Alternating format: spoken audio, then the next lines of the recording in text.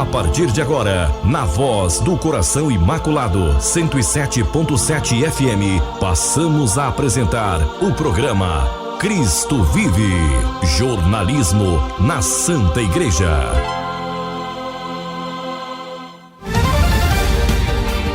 Olá, bom dia, tudo bem?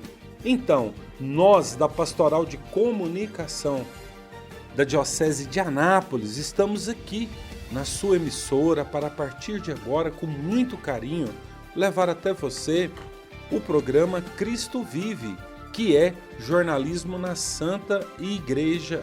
Eu, Paulo Amparo, e o nosso diretor espiritual e reitor do Seminário Maior Diocesano, o Padre Anevair José.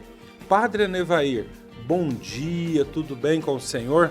Bom dia, Paulo, com a graça de Deus tudo em paz, espero que também com você, querido ouvinte, e que bom ter você sintonizadinho aqui nessa nossa emissora, Paz e Bem. Paz e bem, Padre, vamos começar com um tema tão forte e eu diria assim, não só forte, mas caro para a vida da igreja, que é a defesa da vida, desde a sua concepção até a morte e a morte de forma natural. Porque, Padre, no próximo dia 12 de outubro, simplesmente o dia da mãe, o dia da padroeira desse país, ali na Praça das Mães, às 16 horas, amigo ouvinte, nós teremos uma caminhada em favor da vida e, é lógico, contra o aborto. Já tem muitos anos que nós temos essa belíssima realidade aqui na Diocese. Não sei se o senhor sabe como foi os primórdios, mas eu penso que com Dom Manuel Pestana Filho, mas sempre nós temos esse hábito. Então você está convidado no próximo dia 12 agora, já estamos falando com antecedência, para que você coloque na sua agenda, chame os grupos, movimentos da sua paróquia, outras pessoas, até pessoas de outras denominações cristãs, porque se é uma outra denominação cristã, em tese ela tem que defender a vida, e a pauta é só essa, nada mais que isso. E ali, chegando ali na catedral, durante esse trajeto, geralmente o senhor bispo propõe algumas reflexões inerentes à questão da vida, e ali, chegando ali às 18 horas, nós teremos a Santa Missa. Então você é o nosso convidado.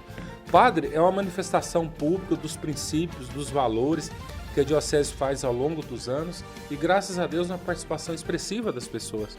Com certeza, Paulo, e você acerta, né? Quando refere-se a Dom Pestana, né, que começou essa caminhada pela vida, juntamente com o Padre Luiz Carlos Lodi, o Provida da nossa Diocese, que é uma instituição, hoje como presidente o Padre Walter e o Conselho, que com a graça de Deus se destaca no cenário nacional e quem sabe até internacional na luta pela defesa da vida. Isso para expressar o quanto para nós a vida é sagrada.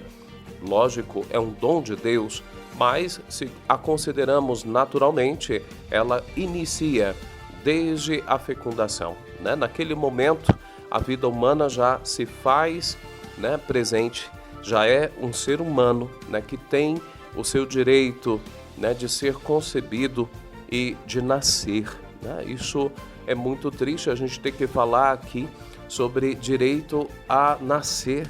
Poxa vida, né? É uma situação assim que nos de fato impacta e nós devemos lutar por isso, né? A gente sabe que o Conselho Nacional de Direitos da Criança e do Adolescente, este órgão CONANDA, ele aprovou uma resolução ano passado, 258, dispondo sobre atendimento de crianças e adolescentes vítimas de violência sexual e a garantia dos seus direitos. Mas, na verdade, o objetivo dessa resolução é assegurar a qualquer menina gestante menor de 14 anos, né, o direito ao aborto durante os 9 meses de gestação e mesmo contra a vontade de seus pais. Nós temos deputados encabeçados pela deputada Cris Tonieto, a quem nós manifestamos profunda gratidão e o nosso apreço, né, por seu mandato em favor da vida, né, no sentido de requerer, né, pelo PDL 3/2025, né, para que seja apreciado em regime de urgência, para justamente, né, suster essa resolução, né, sustar, melhor dizendo, os efeitos dessa resolução do CONANDA. Então nós rezamos nessa intenção e esperamos que a Câmara possa, o quanto antes, né, colocar esse projeto em pauta, porque isso é urgente. É verdade, até o senhor falando, padre, eu lembro que ano passado nós tivemos no plenário da Câmara Federal, uma audiência pública, né, em favor da vida e, é lógico, contra o aborto. Essa deputada que o senhor falou esteve, foram vários ônibus da delegação aqui de Anápolis, é lógico, Provida, eu pude estar. Até então, o pré-candidato a prefeito Márcio Corrêa com a sua esposa, o deputado Hamilton Filho, tantas autoridades de Anápolis que estiveram lá, e o padre Luiz Carlos Lodge fez o uso da palavra lá. Então, assim, a gente vê que tem essa ala no Congresso, né, que realmente, assim, defende a vida, estão lutando por essas realidades. A gente vê inúmeras situações. O padre Luiz Carlos Lodge, amigo ouvinte, para que você tenha ideia, com inúmeras situações, tudo como o padre aqui fala, projetos, leis, resolução, Constituição, formou em Direito, além do Ministério Sacerdotal, depois foi para Roma, formou em Bioética, para se realmente preparar, capacitar. Até eu lembro que quando nós tivemos a presença aqui do professor, que agora me falha o nome aqui, um dos melhores professores na área de teologia, agora eu me lembro o nome, ele veio aqui na paróquia Nossa Senhora da Abadia, há um bom tempo atrás, e ele começou a sua fala, agora eu lembro o nome dele aqui, ele começou a sua fala falando, parabenizando a Diocese de Anápolis, que com certeza hoje no Brasil e quem está no mundo, como o padre afirmou aqui, Padre Luiz Carlos Lodge é um dos padres mais preparados, qualificados para essa defesa da vida, que na verdade é defender o óbvio, padre. Mas o padre Luiz Carlos Lodge, aí é lógico, a Diocese que deu todas as condições para que ele se preparasse, nós temos toda essa realidade aqui. Com certeza, Paulo, que é isso mesmo, né? O professor Felipe Aquino, né? Bem lembrado, e de fato é uma, digamos, luta que toda pessoa de bom senso, eu não diria pessoa de fé, mas pessoa de bom senso, né, que entende, né, de fato, como a vida já começa ali, né, na fecundação, né, que deve defender o direito básico, né, à vida.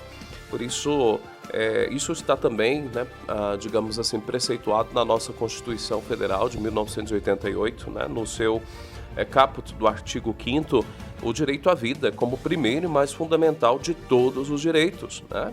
E é a partir desse direito que todos os demais direitos se sustentam, porque se não há vida, como haverá direitos, né? Por isso, a inviolabilidade da vida é um imperativo ético, jurídico, né, que deve ser respeitado em todas as etapas da existência humana, inclusive, e eu diria até sobretudo, no ventre materno. Programa Cristo Vive, jornalismo na Santa Igreja. É verdade, então a gente tem que estar atento a essas realidades. Aí a turma da oposição quer associar a igreja à política, uma atitude do padre a isso, aquilo, não tem nada a ver uma coisa com a outra. A única coisa que eu posso afirmar, quem sou eu na fila do pão, uma correção fraterna, padre. O céu existe, mas também o inferno existe. Imaginemos um médico formado que jurou ali, né, após a sua formatura, receber um determinado valor para fazer um aborto numa clínica clandestina, um exemplo. Gente, olha, quem sou eu? Mas o inferno é pouco para uma pessoa dessa. Infelizmente, a gente sabe o que acontece aí nas madrugadas, nesses locais aí, não sei se da cidade, do estado, do Brasil, do mundo, mas acontece. Então a gente tem que estar muito atento a essas realidades. E Deus é muito bom, mas, padre, ele é também muito justo. Com certeza, né? Nós todos prestaremos contas a Deus, né, de nossas ações. O juramento médico, né, de Hipócrates está justamente na linha de defender a vida. Claro que esse juramento hoje, moderno, né, é aquela declaração de Genebra da Associação Médica Mundial, AMM, e lá ainda prometem, né, estabelecer o compromisso, né, do médico em dedicar a vida ao serviço da humanidade, priorizar a saúde do doente, respeitar a dignidade da pessoa humana, né, a confidencialidade, exercer a profissão com consciência e honra, né, utilizando o seu conhecimento para o bem-estar dos pacientes e da sociedade. Você veja que já nessa própria declaração, de algum modo, né, o compromisso com a saúde, mas eu diria, onde está o compromisso então com a vida, né? Porque dá a impressão de que aqui se fala de uma saúde já, claro, de quem nasceu, mas e de quem não nasceu? Aquele código ético de Hipócrates, né, o texto mais influente da bioética, da medicina aqui no nosso Ocidente, estabelece deveres de como agir, né, para o bem-estar sim, do paciente, mas originalmente, né, atribuído a Hipócrates, esse pai da medicina, né, ele fala de defender a vida. Por isso é muito, muito, muito sério, porque no final das contas, o médico que infelizmente, né, comete um aborto, ele fere gravemente esse primeiro e fundamental direito à vida, ele peca gravemente, né, contra os céus e, infelizmente, a gente tem que dizer, né, espiritualmente falando, a condenação, né? Ele corre num pecado grave que pode levar a uma condenação eterna. Então a gente teme também pela própria alma, né, dessa pessoa, desse médico. E não adianta dizer que é algo científico, independentemente da fé, mesmo cientificamente, né, se comprova o início da vida humana na fecundação. Naquele momento em que há a fecundação, né, a união do espermatozoide, um óvulo, né, ali já gera todo o DNA de uma pessoa, né, já é uma pessoa. Ela só vai se desenvolver a partir daquele start, né, daquele momento. Por isso, peçamos a Deus por toda a classe médica, peçamos a Deus por todos os agentes de saúde e peçamos a Deus, né, por todas as mamães, mesmo as mais jovens, para que tenham consciência da importância do valor da vida e que, claro, o filho sempre é uma bênção. E, por outro lado, né, possam também perceber que se sentem sozinhos, procurem a igreja, procurem o Provida de Anápolis e vão receber toda a assistência para levar a bom termo a sua gravidez. É verdade. E como nós dissemos no início, desde a concepção até a morte é a morte natural. Imaginemos aí quantas pessoas que estão num leito, né, de uma UTI, de um hospital, praticamente totalmente desenganada pelos médicos, vai ali um sacerdote, ministra a unção dos enfermos e em muitos casos acontece um milagre. Talvez um milagre físico, olhando ali nos olhos, padre, a evolução, a melhora da pessoa, mas que seja também um milagre de, naqueles últimos instantes ali de vida, se preparar e alcançar a graça do céu, padre. É muito belo a pessoa recorrer, quem tem um enfermo, né, já na idade mais final, porque é Deus que dá a vida e Deus que tira. Eu penso quantos relatos o senhor conhece, talvez já aconteceu com o senhor, após ministrar ali a unção dos enfermos num leito hospitalar, a pessoa parece que tem um novo ar, um novo espírito, um novo vigor e começa tudo novamente. Com certeza, a graça de Deus, Deus é o Deus do impossível. Aquilo que até diante da medicina, né, está impossibilitado de cura, Deus cura. Né? Não são poucos os casos em que pude ministrar unção e experimentar o agir da graça de Deus. Uma situação muito específica, claro que não vou contar, né, o nome do santo, nem locais, mas assim, eu pude dar a unção, né, a um senhor que voltou para sua casa, viveu ainda longos anos, estava desenganado, né? E aconteceu que a sua esposa, que estava bem, faleceu primeiro que ele. Então nós não sabemos, né? Isso é Deus quem determina. Por isso é muito importante você que tem um doente em casa, né, que está com uma enfermidade, sobretudo mais grave, convide o sacerdote, peça a ele que ministre a unção dos enfermos, né, àquele doente, àquela doente. Lembrando que para receber a unção dos enfermos, se a pessoa estiver consciente, ela primeiro precisa se confessar, né, para então receber a unção dos enfermos. Caso ela não se confesse, o sacerdote pode ao menos dar uma bênção da saúde, né, que já é muito importante. Mas, sobretudo, como nós lemos na carta de Tiago no capítulo 5, se alguém de vós estiver doente, chame os presbíteros, ou seja, os padres da igreja, para que orem sobre ele, ungindo com o óleo em nome do Senhor. A oração da fé salvará o doente, o Senhor o aliviará e se tiver pecado, receberá o perdão.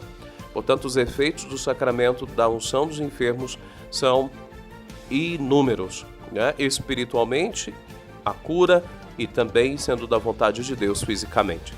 É verdade, hoje a gente está, às vezes, pegando um pouquinho mais firme dentro da verdade e da realidade. A Diocese de Anápolis tem uma preocupação enorme com essas realidades. Ah, mas meu padre é muito ocupado, isso, aquilo. A Diocese tem padre sávio especificamente para essa capelão hospitalar. Então ele é altamente, a função dele é essa, designada pelo senhor bispo. Então a diocese tem essa preocupação. Ela fala e vive na prática e dá essas situações. Como também, como o padre falou aqui, é Deus que dá e Deus que tira. Então não existe essa realidade, ele está muito ruim, eu vou desligar os equipamentos. Não existe isso. Se alguém profissional num hospital, uma outra situação, está sabendo dessa realidade, é denúncia em polícia. Não existe. É Deus que dá a vida, é Deus que tira. Eu não posso ir ali e desligar os equipamentos.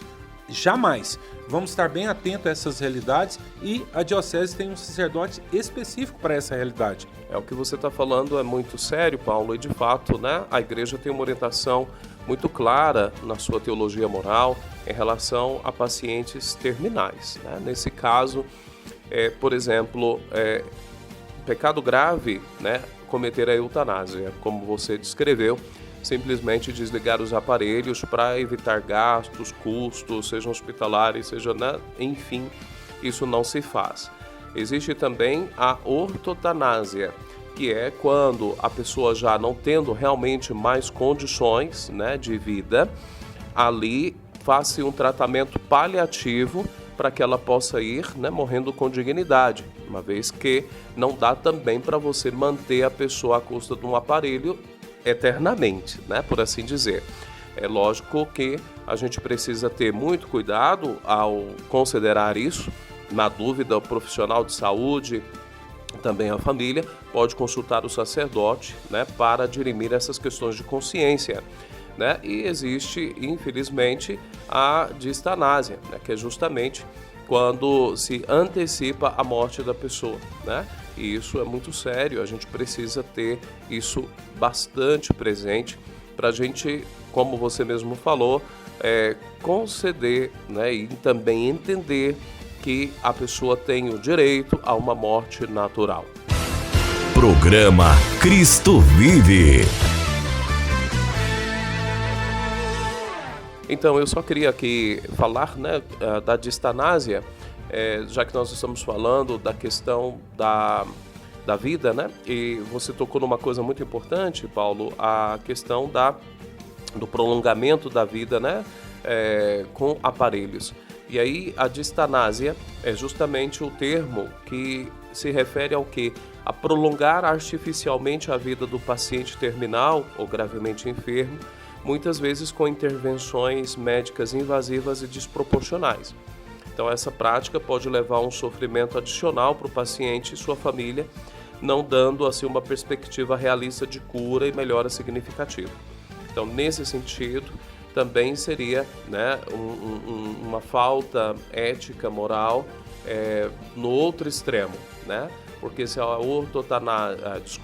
eutanásia antecipa de algum modo a morte do paciente, a distanásia prolongar artificialmente a sua vida, gerando assim para o paciente, né, por causa de intervenções médicas invasivas e desproporcionais, um sofrimento adicional, né? Então, nesses casos extremos, sim, em contato, né, em conversa, família, com o profissional de saúde, não é um pecado, né? Isso tem que ser considerado caso por caso, né?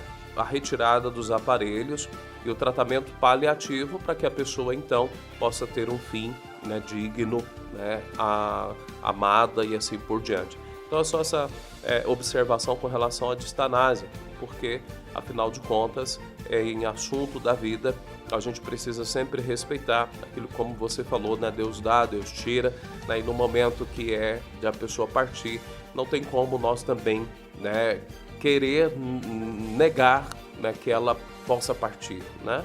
Então a gente também tem que respeitar esse processo natural. É verdade.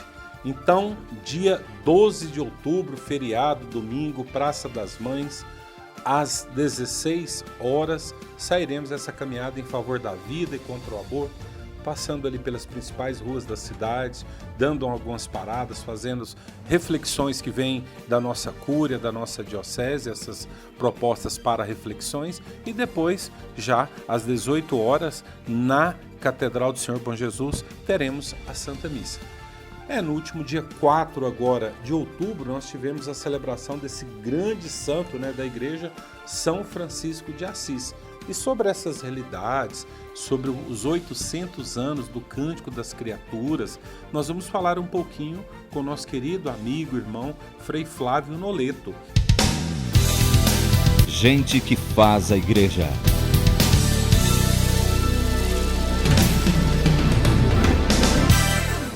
Frei Flávio Noleto, bom dia, seja bem-vindo ao nosso programa, amigo.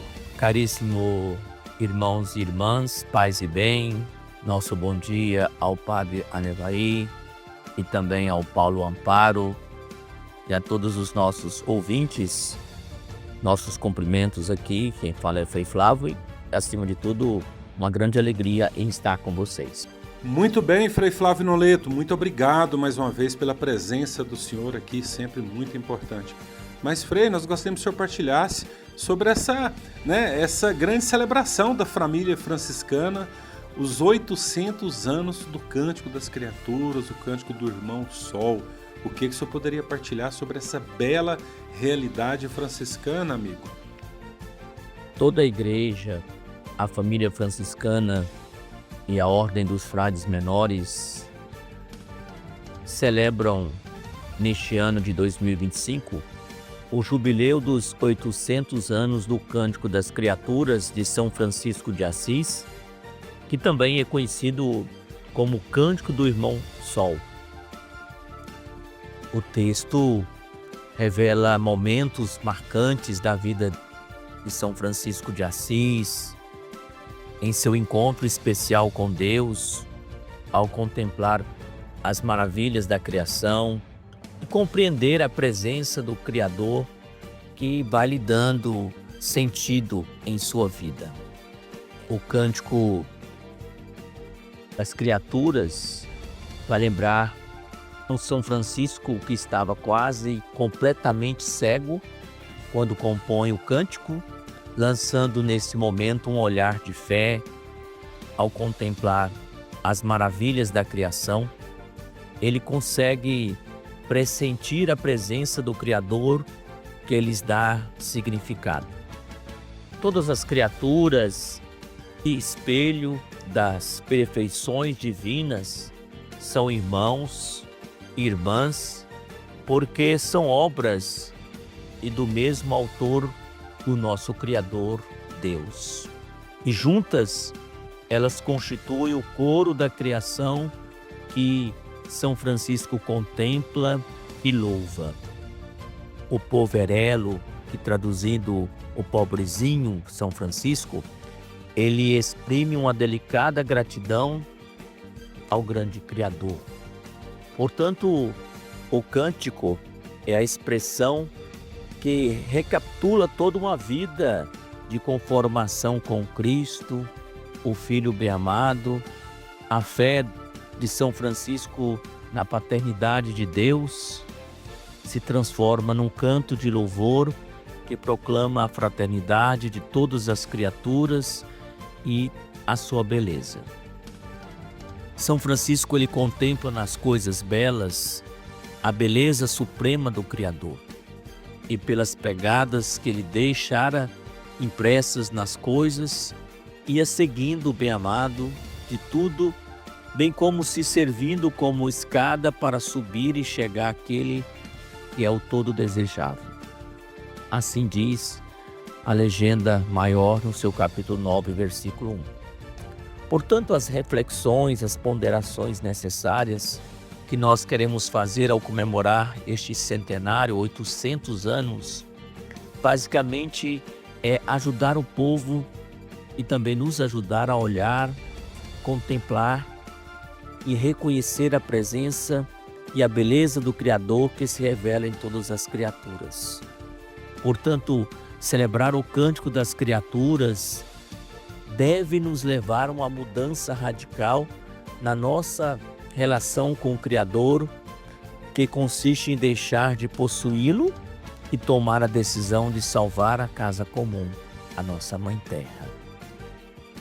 Então, por ocasião dessa passagem, desse novo centenário, nós também temos uma ocasião de responder as perguntas como esta: como eu estou vivendo com relação às outras criaturas? eu vivo como um dominador que resolve fazer com elas o que bem entende, ou também como um consumidor que vê nelas oportunidades para conseguir vantagens, ou como um irmão que se detém diante da criação, admira a sua beleza, cuida de respeitar o seu vigor. Estamos diante de um desafio antropológico e ecológico que determinará o futuro de nossa mãe Irmã Terra. Somos todos convidados a propor novamente à sociedade contemporânea, como diz nosso saudoso Papa Francisco na Laudato Si número 11, a linguagem da fraternidade e da beleza no relacionamento com o mundo. Uma descrição muito interessante que nós precisamos ter e compreender dessa nossa relação com o meio ambiente é de fato voltar o nosso olhar para tudo que há ao redor de nós nesta terra, no céu, e olhar isso como espelho divino, que nós precisamos dar continuidade à criação que o Senhor fez em 6 dias, descansou no 7º dia e que nós somos convidados a fazer isso também. Estamos apresentando programa Cristo Vive. Que legal, Frei, muito belo. Mas, Frei, se for possível, o senhor poderia ler para nós essa oração, né, do Cântico das Criaturas. O senhor poderia partilhar um pouquinho aos amigos ouvintes. Vale a pena a gente aqui rezar, de fato, o Cântico das Criaturas. É bem longo, mas é lindo. Altíssimo, onipotente e bom Senhor, Deus são o louvor, a glória e a honra e todas as bênçãos. A ti somente, Altíssimo, eles convêm, e nenhum homem é digno de dizer teu nome. Louvado sejas, meu Senhor, com todas as tuas criaturas, especialmente o Senhor Irmão Sol, o qual faz o dia e pelo qual tu nos iluminas. Ele é belo e radiante, com grande esplendor de ti, Altíssimo, ele é imagem. Louvado sejas, meu Senhor, por nossa irmã a lua e pelas estrelas. No céu formaste-as claras, preciosas e belas. Louvado sejas, meu Senhor, por irmão vento e pelo ar e nuvem e sereno e todo o tempo, pelas quais as tuas criaturas dás sustento. Louvado sejas, meu Senhor, por irmã terra, a qual é muito útil e humilde, e preciosa e casta. Louvado sejas, meu Senhor, por irmão fogo, pelo qual iluminas a noite. Ele é belo e jucundo, e robusto e forte. Louvado sejas, meu Senhor, por nossa irmã a Mãe Terra, a qual nos sustenta e governa, e produz diversos frutos, com coloridas e flores e erva. Louvado sejas, meu Senhor, por aqueles que perdoam por amor de ti, e suportam enfermidades e tribulação. Bem-aventurados os que guardam a paz, pois serão coroados por ti, ó Altíssimo. Louvado sejas, meu Senhor, por nossa irmã morte corporal, a qual nenhum homem vivente pode escapar. Ai daqueles que morrem em pecado mortal, feliz daqueles que se achar na tua santíssima vontade, a morte segunda não lhe causará dano. Louvai e bendizei ao meu Senhor, agradecei-lhe e servi-o com grande humildade. Este é o canto conhecido como o Canto do Irmão Sol, ou também como o Cântico das Criaturas. Frei, é lógico, o senhor como grande professor, o senhor poderia explicar passo a passo, ponto a ponto, didaticamente, esta bela oração para nós, Frei? Gostaria de destacar um pouco sobre a estrutura do poema. Este poema, em verdade, não é uma simples sucessão de imagens. Estas estão ligadas entre si e formam um todo bem ordenado. Neste cântico pode-se ver 7 estrofes. A primeira é uma estrofe de oferecimento, uma espécie de dedicatória. Indica quem o louvor é destinado. A Deus, que é altíssimo, que é onipotente, que é bom. E em seguida vem o Cântico das Criaturas, propriamente dito, dividido em 6 estrofes, que sucedem na seguinte ordem. A primeira estrofe, o Senhor Irmão Sol, que lembra que Deus é o sol da justiça, que vem a todos, que não faz distinção a ninguém. A segunda estrofe é a Irmã Lua e as estrelas. Interessante que ele vai sempre colocar irmão e irmã, mas neste caso ele coloca a Irmã Lua, como também as estrelas que estão lá no céu. Até este momento, Francisco continua fazendo o seu olhar para o alto. Na terceira estrofe, Irmão Vento, que para nós vem a composição de um ser masculino, o irmão, o vento, que se assemelha ao Espírito Santo, que sopra, que nos traz também a chuva. Mas o irmão vento é muito importante, ele está entre o céu e a terra. A quarta estrofe traz a Irmã Água, fator importante que nos lembra a pureza, a humildade da Irmã Água, que traz para nós o alívio do calor, que vai também dar as plantas necessárias para viver e sobreviver também à humanidade, que é o Irmã. E a quinta estrofe, o Irmão Fogo. Sabemos que há várias leituras sobre o Irmão Fogo, mas o fogo lembra também o Espírito Santo. O fogo ilumina a noite, o fogo também é necessário para a purificação. E depois, na sexta estrofe, vai trazer a nossa irmã, a Mãe Terra, que Francisco diz claramente que nos sustenta e nos governa. É para este lugar da Irmã Terra que nós iremos ser depositados. O nosso corpo vai lembrar que nós somos pó, somos feitos à imagem e semelhança do Senhor. Claro que há em nós uma alma que vem do sopro divino que o Criador nos deu, mas devemos deixar este corpo mortal sendo colocado sobre a nossa mãe, a terra. Então, em primeiro lugar, é importante a gente ver essa alternância que se mostra entre irmão e irmã. E se apresenta-se aí os pares. Temos 3 pares, né? O Senhor Irmão Sol e a Irmã Lua e as estrelas. E depois o Irmão Vento e a Irmã Água. E por último, o Irmão Fogo e a nossa irmã, a Mãe Terra. Mas um segundo traço interessante nós notarmos é, de fato, Francisco, ele não termina aí o cântico. Ele acrescenta depois 2 últimas estrofes, que é, na verdade, uma celebração do perdão e da paz. Ele vai lembrar o quanto ele viu de guerras, brigas dentro da igreja e também que se chamava Terra Santa, brigas pela Terra Santa. Então ele vai convidar as pessoas a celebrar como uma fraternidade cósmica, fazendo um grande momento de pedido de perdão e, mais do que isso, né, celebrando a paz. Então Francisco, ele convida a comunidade, ao povo a celebrar a paz, a trazer aquilo que é essencial na nossa vida e, por último, ele lembra a Irmã Morte, que é nossa irmã e não há como escapar.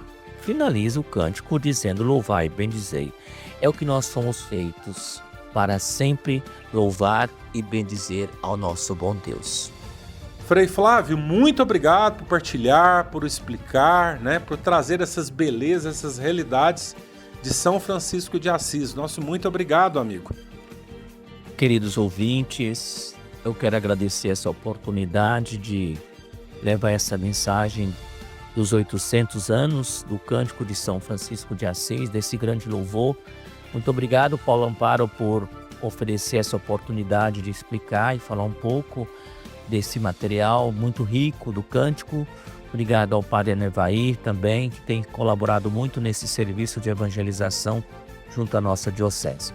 Portanto, a nossa gratidão a todos vocês e que Deus possa abençoar e que nós possamos fazer desse nossa vida um grande cântico de louvor e cuidado com a nossa natureza, o nosso meio ambiente. Paz e bem. Padre Anevair José, eu particularmente ouvi muitas vezes esse material aqui do Frei Flávio Noleto, muito bom, não tem como a gente não se emocionar e ver que é o agir de Deus na pessoa de São Francisco, né? há mais de 800 anos, ele já havia inúmeras realidades altamente presentes nos dias atuais. Com certeza, né? A espiritualidade franciscana, ela é sempre atual, porque é a vivência do Evangelho, né? São Francisco, ele buscou, né, seguir Jesus radicalmente, na pobreza, na castidade, na obediência à Santa Igreja, no amor às criaturas, e esse cântico das criaturas é uma expressão disso, daquilo que ele viveu, e de que os nossos irmãos franciscanos, das diversas famílias franciscanas, buscam viver e cultivar em nós. Por isso, muito obrigado ao Frei Flávio Noleto, né, pela participação aqui no nosso programa, por essa explicação tão pedagógica, didática, e como é bom a gente poder louvar a Deus através das suas criaturas, reconhecer, né, a beleza do Criador na beleza das criaturas. Portanto, que todos nós sejamos cada vez mais conscientes da importância, né, de zelar da nossa casa comum. É verdade. Por exemplo, nós tivemos por esses dias em tantas paróquias, né, a bênção dos animais, momentos belos. Eu lembro que na nossa paróquia o padre Wellington ainda brincou: não traga animal de grande porte, senão pode dar problema. Por exemplo, um pinte, um animalzinho, um cachorrinho, deu uma gargalhada. Mas a gente vê inúmeras situações, realmente, a bênção dos animais. A gente vê a questão da fauna, da flora, no caso aqui nosso, o bioma cerrado. Recentemente, o padre Anevair, o diácono Júlio, falava da realidade das queimadas. Aí o corpo de bombeiro tem que deslocar viaturas para lá e atrapalha na colaboração com a Santa Casa. Ou seja, essa agressão à natureza, aos meios naturais, reflete de inúmeras formas na vida normal do ser humano. Por isso precisamos ter essa consciência, né, de cultivar, de zelar, né, do meio ambiente e promover essa ecologia. Não só o cuidado com as criaturas, mas o cuidado também com os irmãos e irmãs. Por isso eu diria uma ecologia integral, né? Exato, e você vê, por exemplo, a importância da água. A água não se fabrica no laboratório, na indústria, né? Então, se você tem uma torneira ali que está pingando, troque o reparo. Eu, por exemplo, há muitos anos, graças a Deus, consegui fazer essa correção, padre. E ao escovar os dentes, abria a torneira e só fechava a hora que concluía. Não, abriu, fecha a hora que tem necessidade de novo, no banho, no seminário. Imagino que vocês fazem isso, mesmo tendo poço, mas a gente tem que pensar no próximo, na humanidade, não tem como. Naturalmente, são recursos naturais que precisam, né, serem conservados, porque podem ir esgotando, né? E isso traz, consequentemente, muitos malefícios, né? Por isso, vamos usar conscientemente, né, dos bens que Deus nos dá, de modo especial, como você salientou, da água, né? É verdade. Há pouco tempo eu entrevistava o presidente da ARM, Agência de Regulação Municipal, Robson Torres, agora está em outra função na prefeitura, e ele falava de uma licitação que foi feita em Anápolis para perfuração de 100 poços. Apenas 30 deu o volume de água que eles necessitavam, ou seja, o nosso lençol freático já está altamente comprometido. Então vamos perceber e ir nessas realidades.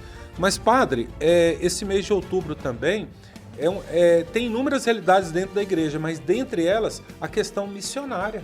Um relato muito bom, muito forte e necessário na vida da igreja, que é a questão da missão. Certamente, é o mês das missões, né? Nós celebramos, por exemplo, Santa Teresinha do Menino Jesus, dia 1º, e é, portanto, ela a padroeira das missões. Ela que vivia no convento, né, enclausurada, queria evangelizar, né, e pelos telhados, né, falar do amor de Deus, levar a boa nova, mas ela foi e continua sendo uma grande intercessora, né, das missões. Então pensamos por todos os missionários que estão em outros estados, em outros países, também aqueles de outros países que estão aqui conosco, né, evangelizando. E claro, rezemos também por todos nós, para que nós tenhamos consciência de que somos discípulos e missionários. Todos nós temos a obrigação de evangelizar no ambiente onde nós estamos, se necessário, com palavras, porque se deve dar, sobretudo, pelo nosso testemunho, pela vivência no dia a dia do Evangelho.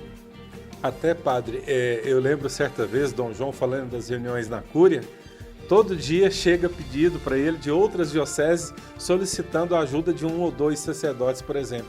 E hoje, graças a Deus, a nossa diocese tem vários sacerdotes, tanto no âmbito aqui do nosso regional, como fora, dentro do Brasil e fora. Eu me reporto aqui, por exemplo, o Padre Júlio na França, e a questão da Comunidade Católica Nova Aliança em Guiné-Bissau, nós temos inúmeras realidades que a igreja colabora, até mesmo porque o nosso bispo é um bispo missionário, ele é polonês, ele é franciscano, saiu lá da Polônia e está conduzindo a Santa Igreja aqui em Anápolis. Então, quer dizer, ele tem essa visão também da importância de ser missionário. E de fato, né, o padre, sobretudo, e cada religioso, até leigo, tem que ter um coração universal e a compreensão de que o mundo todo, né, e é o mandato de Jesus, né, ide pelo mundo inteiro, né, pregai o evangelho, enfim, todos merecem e devem conhecer Cristo Jesus, né, nosso Senhor e Salvador, caminho, verdade e vida. Por isso não podemos nos acomodar enquanto o mundo todo não conhecer a nosso Senhor. Padre, até o senhor falava recentemente que os projetos agora para esses próximos anos na Diocese é a realidade da iniciação cristã. E todo batizado, todo crismado tem que ser por essência, natureza, onde quer que ele esteja, esse missionário.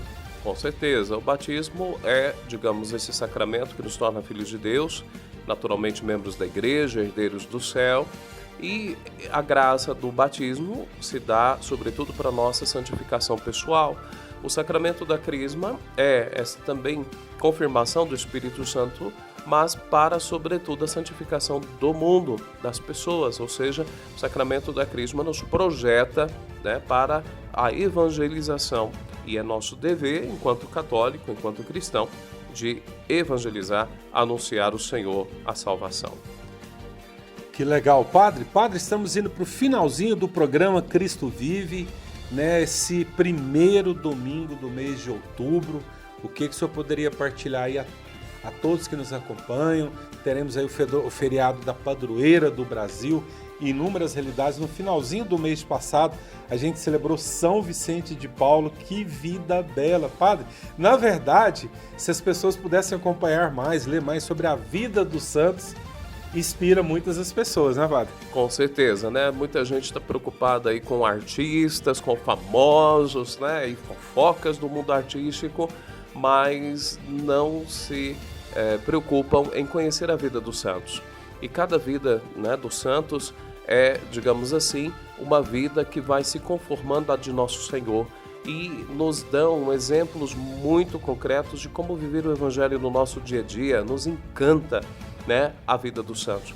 Por isso, um grande conselho aqui, né, e uma orientação é essa: procure conhecer a vida dos santos. Cada dia na liturgia nós celebramos um santo, praticamente, né, que você possa aprofundar cada vez mais no conhecimento da vida dos santos. Certamente você vai crescer no amor a Deus, no amor a Cristo, no amor à igreja, no amor aos irmãos e irmãs. Enfim, fica aí essa dica. Estamos nesse mês de outubro, mês do Rosário. Também não deixe, né, nós celebramos Nossa Senhora do Rosário no dia 7, ou Nossa Senhora das Vitórias, ou enfim, que você, com a sua família, possa rezar o Santo Terço, né, dando assim uma resposta àquele pedido de Nossa Senhora lá em Fátima aos pastorinhos, né, para que se rezasse o terço.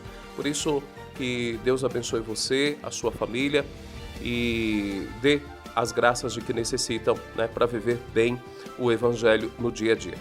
Também, Padre, no próximo dia 11, agora sábado, às 10 horas da manhã, na Catedral do Senhor Bom Jesus, esse mais um momento de júbilo, de alegria, ordenação de 3 seminaristas nesse primeiro grau da ordem. É verdade, Paulo, no programa passado nós tivemos aqui a participação do Marcelo, do Diego e do Orlando.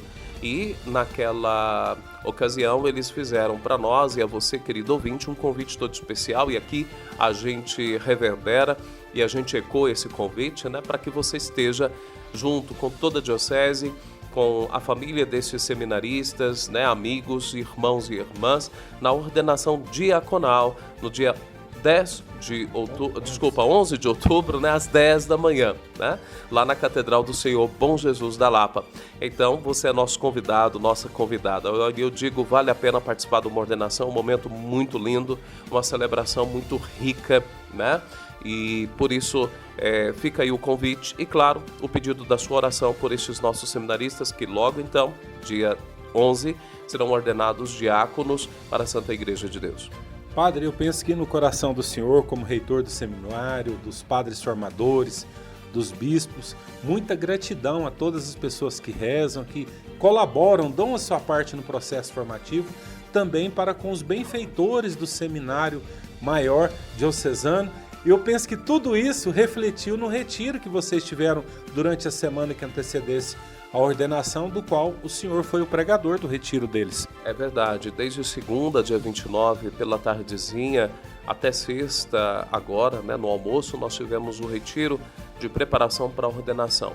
Foi um momento de oração, de silêncio, de reflexão, momento no qual espiritualmente eles se prepararam para esta ordenação. Não é uma preparação imediata, uma vez que tiveram uma preparação remota, desde a vida toda até este momento, uma preparação próxima durante o período de seminário e essa preparação imediata agora do retiro. Foi uma graça, foi uma bênção e, claro, para o nosso coração e o coração da diocese, que é o seminário, é uma alegria enorme, é um júbilo, é uma festa, é um momento para o qual eles se prepararam a vida toda praticamente, E por isso Deus possa abençoá-los grandemente e que nos conceda mais alegrias com mais e mais jovens, dizendo sim ao chamado de Deus. Padre, concluindo o programa, já perto da conclusão, não tem como a gente nos reportar a Dom Dilmo Franco, o senhor já falou várias vezes aqui no nosso programa, vocação acertada, vida feliz.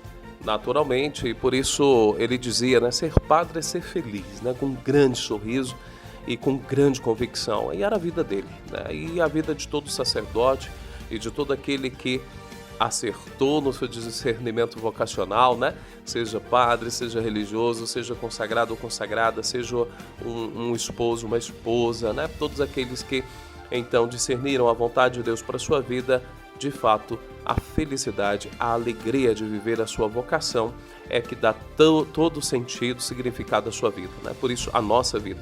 Por isso, é muito importante que você, jovem, que esteja em dúvida quanto à sua questão vocacional, procure o padre da sua confiança, o seu pároco, partilhe as suas inquietações, E certamente ele vai te ajudar nesse caminho de discernimento. Padre, não sei quantos que nos acompanham nesse momento, mas a gente pede que o senhor dê a bênção a todos que nos acompanham o nosso programa neste momento, nesse primeiro final de semana do mês de outubro. Então, muito obrigado pela sua audiência, obrigado, Paulo, por esse importante apostolado junto à Pascom Diocesana, e quero deixar essa bênção para todas as famílias, para todos que nos acompanham, e que Deus possa, nesse mês missionário, nesse mês do Rosário, ajudá-los a crescer nessas dimensões da oração e da evangelização.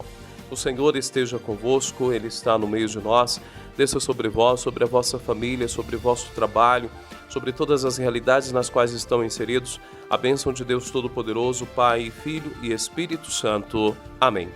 Programa Cristo Vive, um programa da Pastoral de Comunicação da Diocese de Anápolis. Com as graças de Deus, voltaremos na próxima semana. Paz e bem.